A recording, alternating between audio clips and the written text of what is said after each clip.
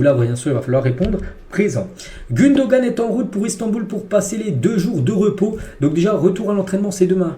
Voilà, pour certains joueurs, hein, les joueurs par exemple qui ont participé à la tournée américaine, par exemple les joueurs comme Lamine Yamal, ils sont toujours encore à l'entraînement actuellement, vu qu'ils sont revenus un peu plus tard. Donc Gundogan, hier et aujourd'hui, c'est un jour de repos. Donc il est parti à Istanbul, voilà, passer ses 2 jours de repos. Et il a dit, tiens, vu qu'il a été questionné un jour, je pourrais être transféré en Super League, donc le championnat turc, hein, mais ça ne sera pas cet été. Cet été, il compte rester du côté du Barça, mais peut-être dans un an, il pourrait être transféré, je sais pas, peut-être au Fenerbahçe, il a dit, hein. Le Fenerbahçe, je suis leur match de qualification Ligue des Champions, j'espère qu'ils gagneront le 2e match et qu'ils seront en phase de groupe pour la saison prochaine, bien sûr, parce qu'il suit beaucoup cette équipe du Fener. Et l'oncle et agent de Gundogan, il a dit, il est vrai que certains clubs ont manifesté de l'intérêt pour Gundogan et veulent le signer, mais la position de Gundogan est très claire, il restera à Barcelone, il a hâte d'entamer la nouvelle saison en Espagne et aider le Barça à atteindre ses objectifs pour la saison, parce que là il l'a dit, hein, il a dit oui, peut-être un jour j'irai jouer dans le championnat turc, mais pas cet été. Cet été, il restera au Barça à coup sûr. Le joueur Gundogan, on en reparlera lors de l'été 2025. Félix et Cancelo s'éloignent de plus en plus de Barcelone. Les demandes de l'Athletic et de Manchester City pour un transfert permanent rendent les choses très difficiles. Le Barça va un accord de prêt pour les deux, mais leur club demande un transfert avec des montants que le Barça considère comme élevés. Et bien sûr, ça semble très compliqué parce que les deux là, ont pu jouer au Barça cette saison, enfin, la saison qui vient de s'écouler, parce que les deux ont été prêtés et c'est totalement jouable, hein, pour le Barça. Mais là maintenant, le Barça sera encore intéressé bien sûr de garder les deux, mais voilà, là, en gros les deux clubs, l'Atlético Madrid et City, eux, cette fois-ci, ils veulent les vendre sur un transfert sec. Et là, bien sûr, ça se complique beaucoup pour le club du Barça.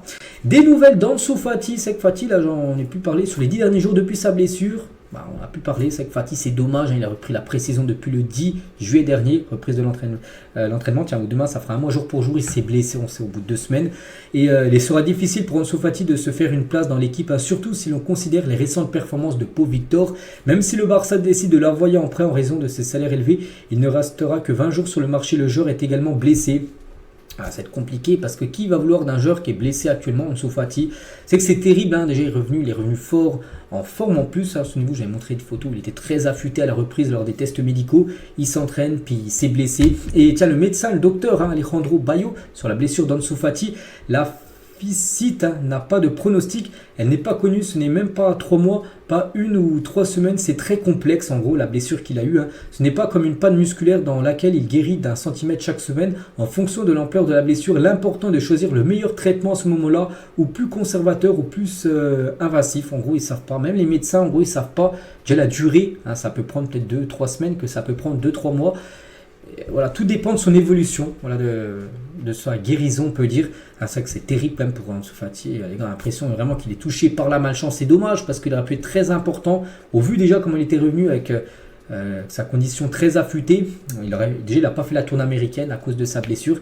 Et là, il ne devrait pas être dans les plans dans ses flics, hein, parce que bien sûr la nouvelle saison commence. Puis il y a d'autres joueurs, hein, qui ont été très performants comme Pau Victor. Peut-être maintenant qu'ils passent devant Ansu Fati dans la hiérarchie des attaquants du côté du Barça.